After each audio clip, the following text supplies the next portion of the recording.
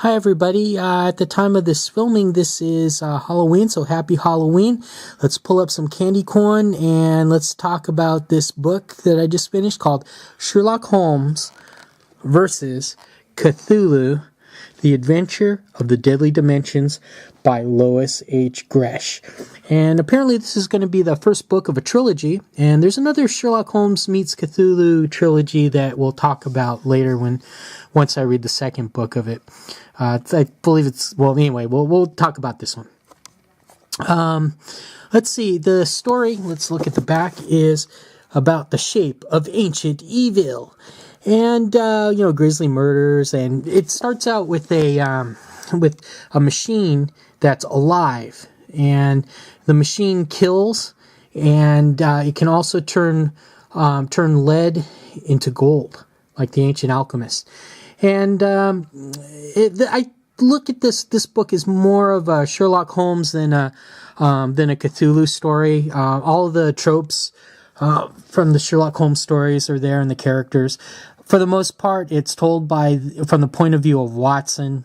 There's a couple of chapters where there's a couple of chapters where a different character will narrate it, like one of the cult members will do it. One of the victims of a murder will do it. There's the guy who tends the machine that starts out with, they have one, and it's written in a Cockney dialect. I always wanted to be a Cockney bootblack and call people governor. But anyway, the other Sherlock Holmes characters are there. There's Mrs. Hudson, Lestrade. Without spoiling it, Moriarty's presence is known. Let's see what else. There was a level of detail here that was really neat. One thing I really liked about this was that Watson mentions that Holmes's one of his prized possessions is a microscope made by a company called Carpenter and Wesley. I looked it up on the internet.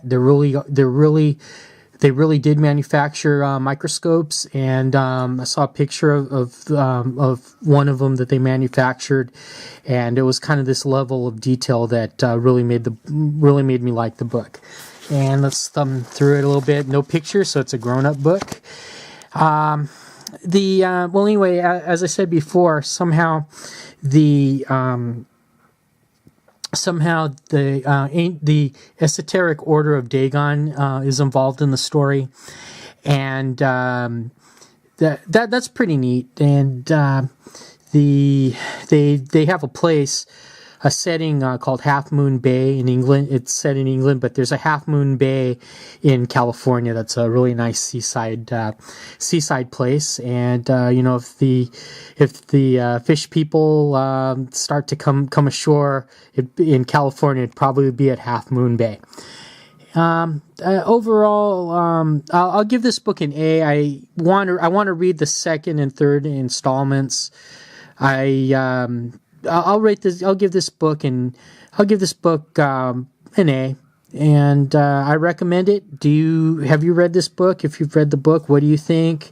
What's your favorite Sherlock Holmes Cthulhu story? I'll tell you right now, I didn't really like the Neil Gaiman one. Everybody says it's really good. It was okay. I don't think personally, I think it's overhyped, and I didn't like the ending, and I won't spoil that. Okay, once again, give me a hearty thumbs up if you like the vid. Subscribe it. We're at 41 subscribers. Happy Halloween. Thanks for watching. Bye now.